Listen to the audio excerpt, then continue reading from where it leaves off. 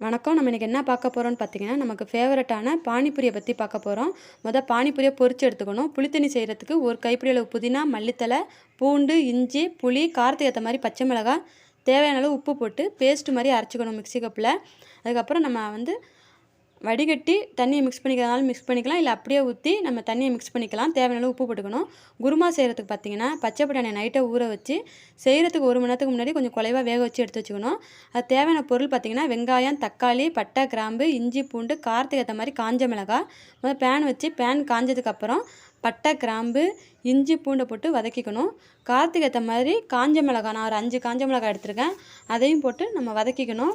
வதக்கிட்டு வெங்காயம், தக்காளி அதையும் ஒரு 2 நிமிஷம் நம்ம நல்லா வதக்கிட்டு ஆற விட்டுறணும்.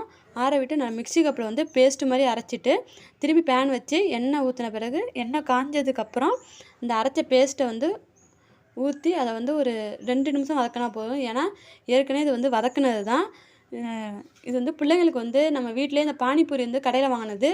நீங்கள் வீட்டிலேயே மைதா மாவில் சப்பாத்தி மாவு பிணையிற மாதிரி பிணைஞ்சு அதை சின்ன சின்ன ரவுண்டாக பானிபூரி செஞ்சு பிள்ளைங்களுக்கு ஹெல்த்தியாக வீட்டிலே செஞ்சு கொடுக்கலாம். இஞ்சி, பூண்டு தான் செரிமானம் ஆகிறது தான்.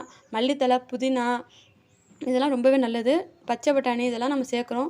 வீட்டிலே ஹெல்த்தியாக செஞ்சு கொடுங்க. கடைங்களில் வாங்கி கொடுக்குறதோட நம்ம வீட்டிலே செஞ்சு கொடுக்கலாம். ஒரு 1/2 hour தான் ஆகும். கொஞ்சம் மெனக்கட்டு செஞ்சு கொடுத்தீங்கன்னா பிள்ளைங்க விரும்பி சாப்பிடுவாங்க. நம்ம வேக வச்ச பச்சை பட்டாணியும் அதோட போட்டு தேவையான அளவு தண்ணியும் ஊற்றி தேவைக்கேற்ப உப்பையும் போட்டு நம்ம நல்லா கொதிக்க விடணும். அப்புறம் கடல மாவு ஒரு 4 ஸ்பூன் போட்டு திக்காக நம்ம கரைச்சி வச்சுக்கணும். அதை ஊற்றுறப்ப கொஞ்சம் சிம்மில் வச்சு ஊற்றுங்க, ஏன்னா கட்டி பிடிக்க ஆரம்பிச்சிடும். சிம்மில் வச்சு ஒரு 2 நிமிஷம் நல்லா கொதிக்க விட்டுட்டு அதுக்கு மேலே ஒரு லைட்டாக ஒரு கிண்டு கிண்டிட்டு புதினா, மல்லித்தழையை போட்டு இறக்கிட்டிங்கன்னா சுவையான பானிபூரி குருமா ரெடி.